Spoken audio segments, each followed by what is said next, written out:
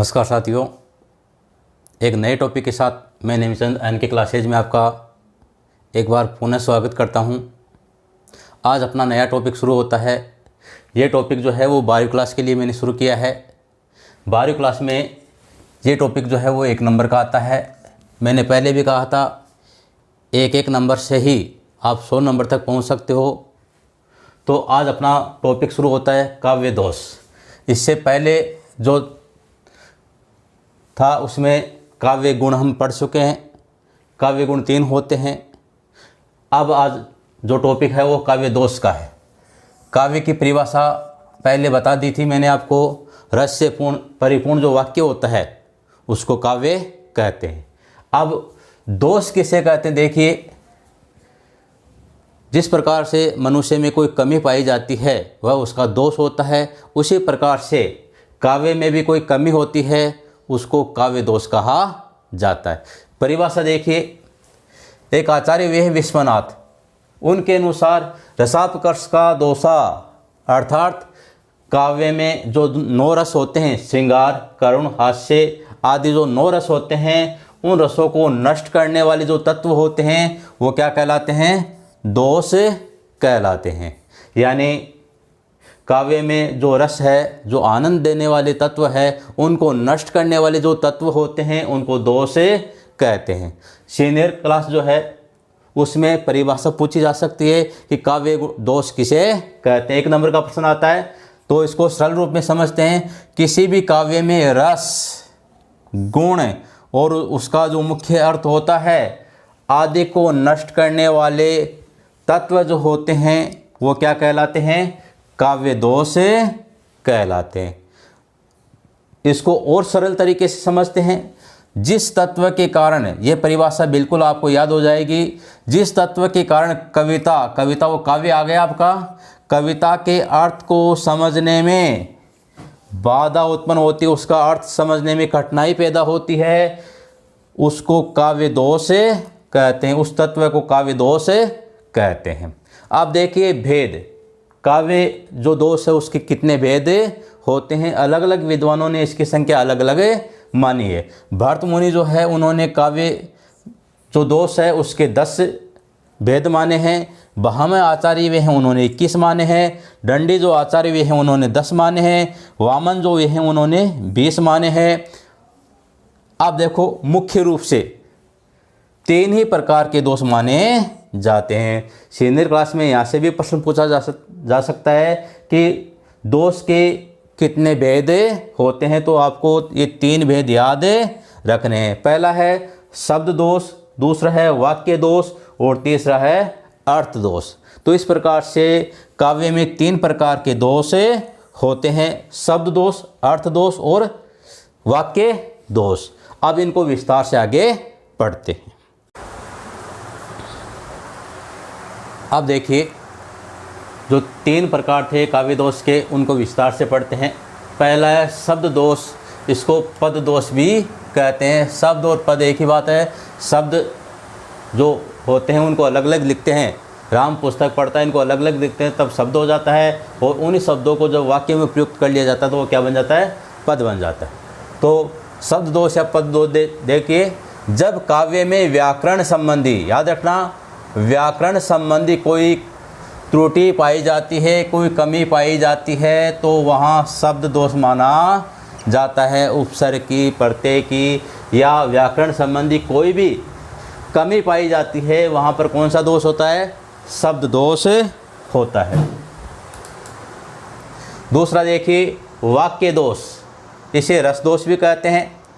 वाक्य की रचना में पाया जाने वाला दोष, वाक्य रचना में कोई दोष होता है उस दोष को क्या कहते हैं? वाक्य दोष कहते हैं। अर्थात जब वाक्य में क्रमभंग संबंधी कोई त्रुटि पाई जाती है, जो शब्द जहाँ पर आना चाहिए वहाँ पर न आकर दूसरी जगह आता है, या किसी शब्द की कोई कमी होती है या किसी शब्द की कोई अधिकता होती है, वहाँ वाक्य दोष माना जाता है। तीसरा है अर्थ दोष, किसी वाक्य रचना में अर्थ से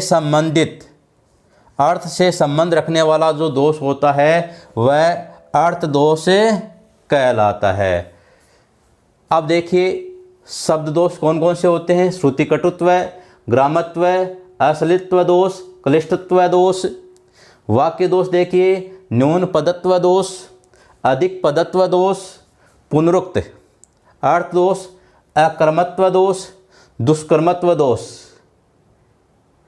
अब अगर आपको इनके उदाहरण पूछ लिए जाते हैं तो उदाहरण आप इनमें से किसी का भी आप यहाँ पर लिख सकते हो। जैसे पूछ लिया शब्द दोष किसे कहते हैं, उदाहरण सहित समझाइए, तो शब्द दोष के बारे में ये उसकी परिभाषा हो जाएगी और इनमें से किसी एक का आप उदाहरण लिख सकते हो। तो सारी चीज़ें आपको याद रखनी है, 1 नंबर ये आपको प्राप्त करना है। वैसे ये टॉपिक जो है काव्य दोष का ये बहुत बड़ा टॉपिक होता है 1 नंबर के लिए, लेकिन हमें तो 1-1 नंबर ही प्राप्त करने हैं। 1-1 से ही अपन जो है वो 100 नंबर तक पहुँचेंगे।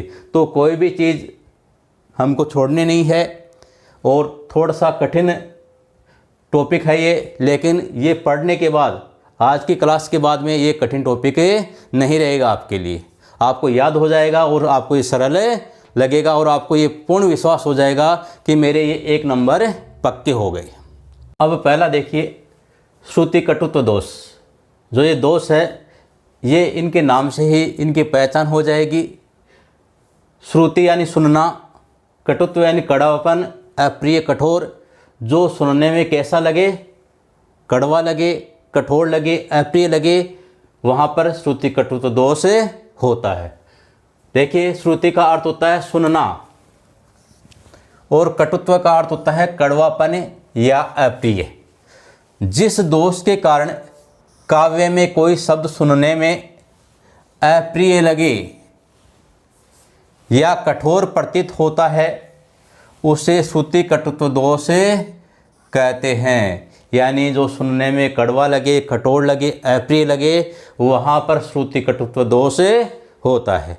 अब देखिए इसकी पहचान के लिए जब किसी वाक्य में मूर्धन्य यानी ट वर्ग के जो 5 अक्षर होते हैं उनको मूर्धन्य कहा जाता है। उन अक्षरों का ज़्यादा प्रयोग होता है और जो संयुक्त अक्षर होते हैं, संयुक्त वर्ण होते हैं, यानी बड़े जो अक्षर होते हैं, बड़े जो शब्द होते हैं उनका अधिक प्रयोग होता है, वहाँ पर श्रुति कटुत्व दोष माना जाता है।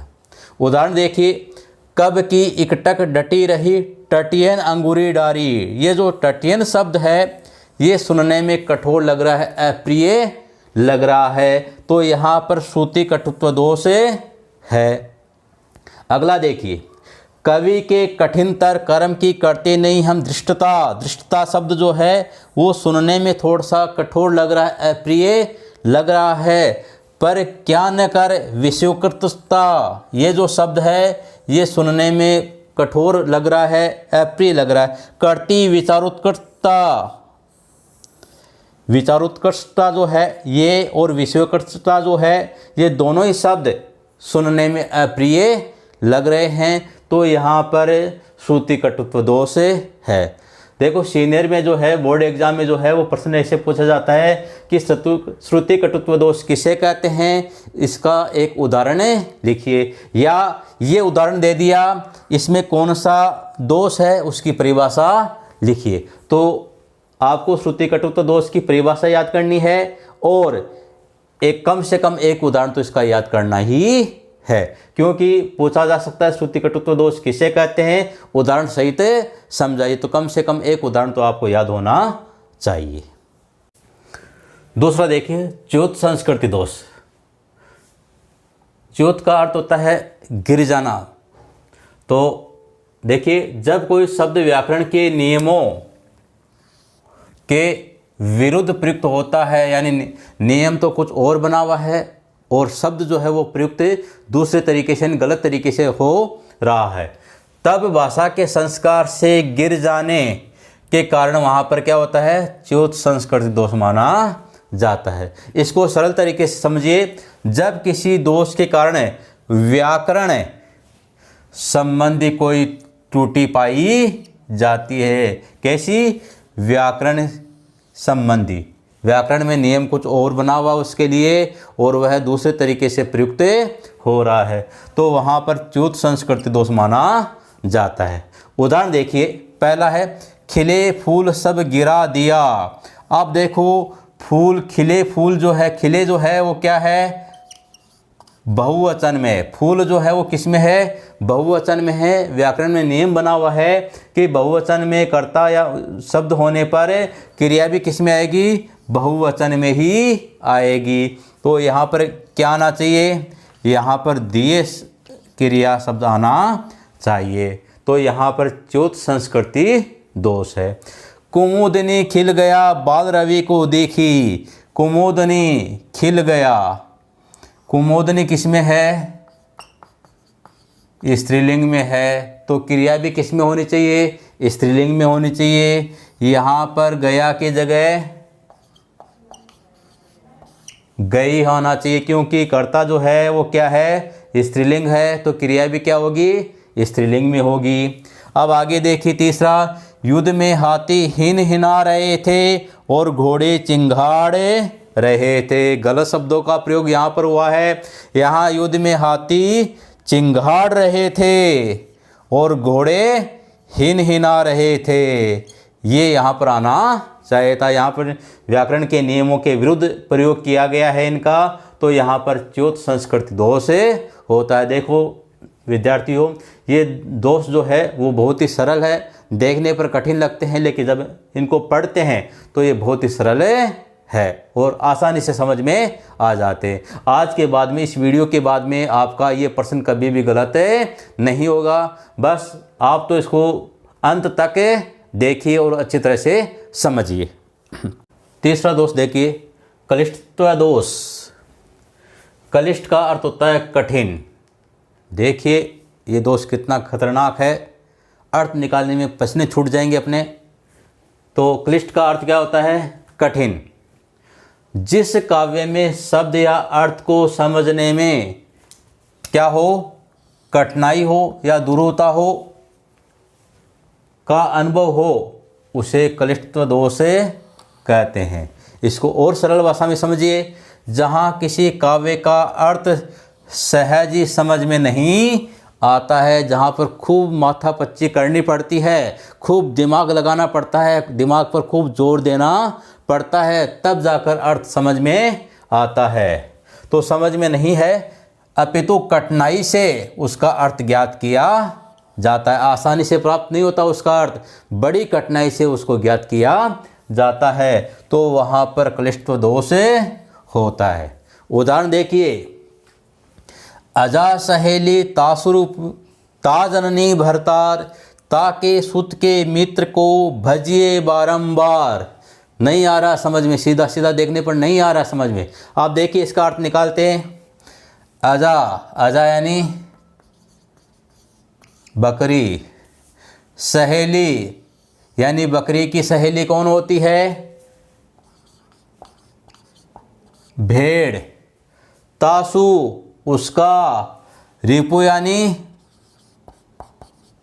शत्रु। भेड़ का शत्रु कौन होता है, भेड़िया नहीं होता है। भेड़ का शत्रु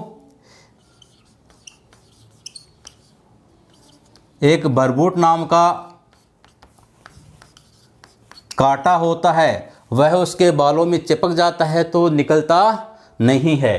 तो अजा सहेली तासु रिपु यानी बकरी की जो सहेली है भेड़, उसका शत्रु बरबूट या एक प्रकार का कांटा। ता जननी भरतार, ता यानी उसकी, किसकी, उस कांटे की। जननी यानी कौन, पृथ्वी माता। उसकी जननी, कांटा जो है वो कहाँ पैदा होता है, पृथ्वी पर पैदा होता है। तो उसकी जननी भरतार यानी पति, उसका पति कौन, इंद्र। ता के सुत, ता यानी उसके, के सुत, इंद्र के सुत यानी पुत्र के मित्र कौन हुए, उनके, इंद्र के पुत्र कौन है, अर्जुन। अर्जुन के मित्र कौन हुए, श्री कृष्ण। तो श्री कृष्ण को बार बार भजिए, उनका स्मरण कीजिए। ये बात सीधी सीधी भी कह सकते थे कि श्री कृष्ण भगवान का स्मरण कीजिए, लेकिन ये सारी पंक्ति कहेगी, इसका अर्थ जो है बड़ी कठिनाई से निकाला जाता है। एक उदाहरण और देखिए, हेम सुता पतिवाहन प्रिय तुम इसमें रति न फेर।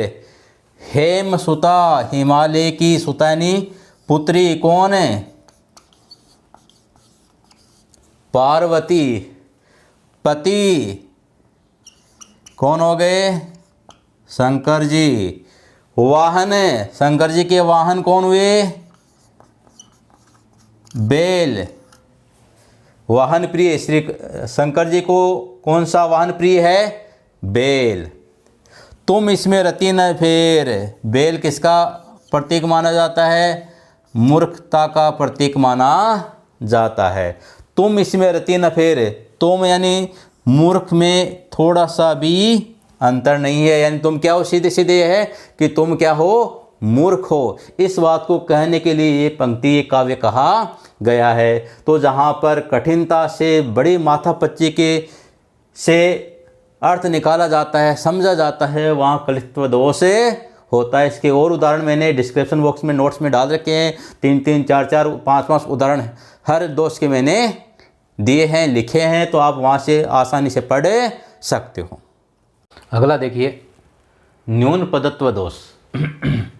न्यून यानी कमी, किसी शब्द की कमी जहाँ पर होती है और अर्थ समझ में नहीं आता है, कमी की वजह से नहीं आता है, तो वहाँ पर न्यून पदत्व दोष होता है। परिभाषा देखिए, जहाँ अभीष्ट जो अर्थ चाहा गया है, जो अर्थ चाहिए, अर्थ को सूचित करने वाले किसी पद की यानी शब्द की कमी हो और अर्थ को स्पष्ट करने के लिए कोई शब्द जोड़ना पड़े। जिस पद की कमी हो, जिस शब्द की कमी हो, वह शब्द वहाँ पर जोड़ना पड़े, वहाँ पर न्यून पदत्व दोष होता है। यानी वाक्य में कोई शब्द कम है और अर्थ समझ में नहीं आ रहा है, वो शब्द लगाते ही अर्थ समझ में आ जाता है, वहाँ पर न्यून पदत्व दोष होता है। उदाहरण देखिए, कृपा दृष्टि हो जाए तो बन जाए सब काम। अब किसकी कृपा दृष्टि हो जाए? यहाँ पर जोड़ना है आपकी। आपकी कृपा दृष्टि हो जाए तो बन जाए सब काम। यहाँ आपकी जो शब्द है, आपकी जो पद है, इसकी कमी है, तो यहाँ पर न्यून पदत्व दोष है। अगला देखिए, बंशी प्यारी मधुर सुर साथ में सोहती। अब अर्थ पूरा समझ में नहीं आ रहा है, इसमें शब्द की कमी है, पद की कमी है। बंशी प्यारी मधुर सुर आपके साथ में सोहती। यहाँ आपके शब्द जुड़ते ही पूरा अर्थ समझ में आ जाता है, पूरा अर्थ स्पष्ट हो जाता है। तो यहाँ पर शब्द की कमी है, पद की कमी है, तो यहाँ पर न्यून पदत्व दोष होता है। तो मित्रों, प्यारे विद्यार्थियों, आज हमने 4 दोष पढ़े। इसका आगे वाला जो भाग है वो अगले वीडियो में आएगा, और इससे संबंधित कोई नोट्स, इससे संबंधित आपको कुछ भी पूछना हो, उदाहरण और समझने हो, तो डिस्क्रिप्शन बॉक्स में नोट्स दिए हुए, वहाँ से देख सकते हो, और कुछ पूछना हो तो कमेंट्स बॉक्स में जाकर आप पूछ सकते हो। इस चैनल को सब्सक्राइब नहीं किया है तो सब्सक्राइब कर लीजिए, जिससे ये आगे वाला जो वीडियो है वो आपका जल्दी बनने वाला है, तो जल्दी आपके पास पहुँचे जाए, नोटिफिकेशन जल्दी पहुँचे जाए। इसके लिए आप बेल आइकन को तुरंत दबा दीजिए। धन्यवाद।